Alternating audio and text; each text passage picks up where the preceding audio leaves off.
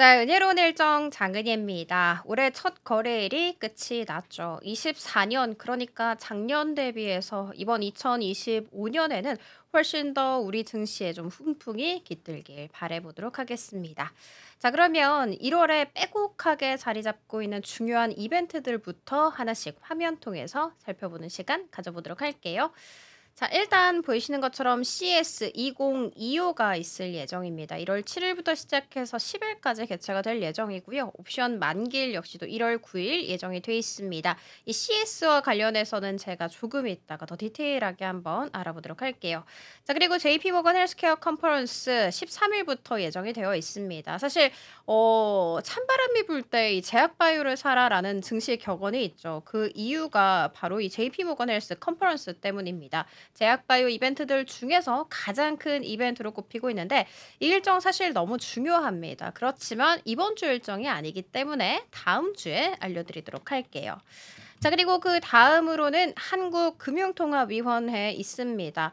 1월 16일로 예정이 되어 있는데 사실 작년에 한국은행에서 10월과 11월 이렇게 연속으로 해서 금리 인하를 단행을 했었고, 특히 11월 같은 경우에는 전문가들도 예상을 하지 못했었던 깜짝 금리 인하였었죠. 그리고 추가적으로 올해에도 또 금리 인하를 할 것이라는 예고도 했습니다. 이렇게 강달러라는 상황 속에서 한국은행이 추가로 금리 인하에 나서게 된다면 달러와 원화 간 격차가 훨씬 더 벌어질 수 있기 때문에 원달러 환율이 급등세를 보일 수 있다는 점 체크해 드리도록 하겠습니다.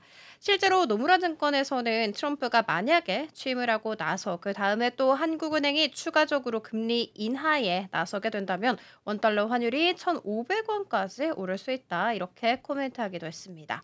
자, 그러면 한국은행은 왜 이런 결정을 내렸을까? 잠시 차트 통해서 하나씩 살펴보는 시간 가져보도록 하겠습니다.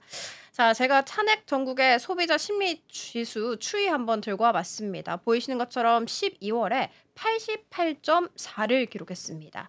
11월 대비해서 급격하게 추락한 거 확인을 해볼 수가 있어요. 직전이었던 11월 대비해서 무려 12.3포인트나 급락세를 보였습니다.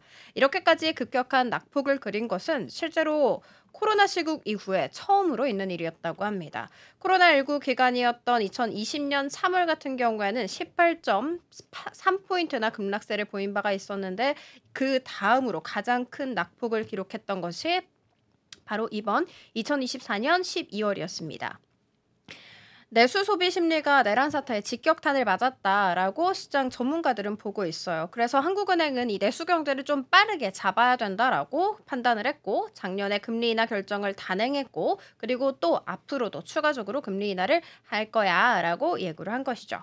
자, 그러면 이번 1월 16일에 금리 인하 진짜 하게 될까 궁금하실 것 같은데, 일단 시장에서는 경기 침체에 선제 대응을 할 것이라는 전망이 무게를 싣고 있었습니다. 그러니까 또 금리 인하를 할 것이다라고 전문가들은 예측을 하고 있는 것이죠. 그 이유 살펴봤더니 한국은행이 올해 경제 성장률 전망을 1.9%로 제시를 했습니다.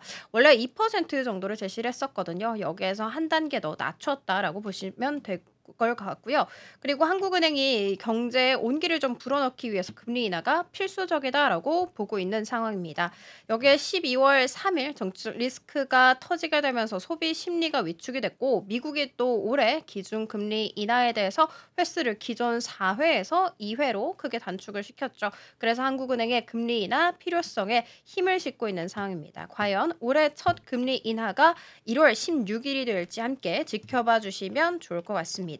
자, 그리고 다음 일정 이어서 체크를 한번 해보도록 하겠습니다. 일단 트럼프 2기 행정부 출범 1월 20일부터 있을 예정이고요. 자, 그리고 세계경제포럼 예정돼 있습니다. 동일하게 1월 20일부터 24일까지 예정, 그리고 BOJ 통화정책회의 있으니까 이 부분도 유념해 주시면 좋을 것 같고요. 미국 FOMC 있습니다. 1월 28일부터 시작이 될 예정인데, 사실 지난 2022년 3월부터 시작이 됐었던 정말 길었던 긴축 사이클이 마감이 됐었죠. 마무리가 되면서 연준이 작년 9월, 11월, 12월 이렇게 세 차례에 걸쳐서 연속적으로 금리 인하를 단행했습니다. 그렇지만 이번 12월 금리 인하는 상당히 매파적이었죠. 앞서서도 말씀을 드렸었지만 실제로 연준이 내년에 좀 금리 인하에 대해서 속도를 좀 조절할 것이다라는 코멘트를 실제로 하기도 했고 점도표상으로도 봤을 때 금리 인하 횟수가 올해 4회가 아닌 2회로 단축됐다라는 점도 다시 한번 말씀드리도록 할게요. 이런 연준의 속도 조절과 관련해서 JP 모건에서는 연준이 트럼프의 관세 정책과 이 관세 정책으로 인한 물가 상승 이 가능성을 예의주시하고 있는 것이 바로 연준이다라고 이야기를 하기도 했고요. 시장 전문가들 역시도 연준의 이런 신중한 접근이 단기적으로는 좀 시장에 악영향을 끼칠 수 있겠지만 더욱더 중장기적으로 봤을 땐 훨씬 더 긍정적인 면이 크다라고 이야기하기도 했습니다. 자, 그리고 22 통화정책회의 1월 30일 예정 IMF와 WB 세계 경제 전망 1월 중으로 있을 예정이라는 점 알려드리도록 할게요.